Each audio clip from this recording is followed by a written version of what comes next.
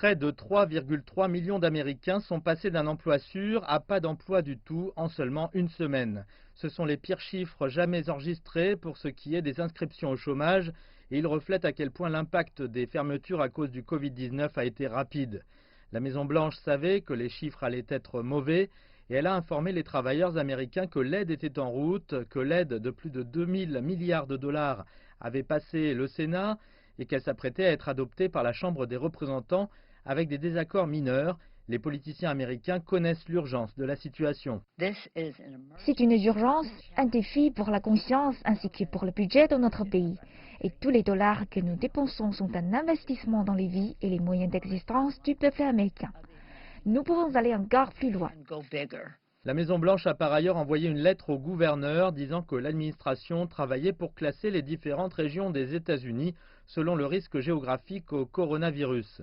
Elle serait classée en risque élevé, moyen ou faible, une mesure qui pourrait permettre la levée de certaines restrictions sociales et économiques dans certaines régions. Notre population va travailler, ils veulent revenir. Et sommes-nous en train de voir le début d'une réponse multilatérale mondiale? Le président américain s'est joint à son homologue chinois Xi Jinping et à de nombreux autres dirigeants lors d'une conférence vidéo pour faire face à la crise. Les dirigeants ont publié cette déclaration en disant leur volonté de se concentrer sur cela. Ici, aux États-Unis, il y a encore des pénuries d'équipements vitaux comme des ventilateurs, des masques et des lits d'hôpitaux, et pas seulement à New York.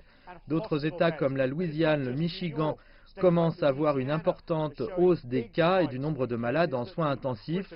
Les États-Unis vont probablement faire face à leur plus grand test à ce jour contre le virus.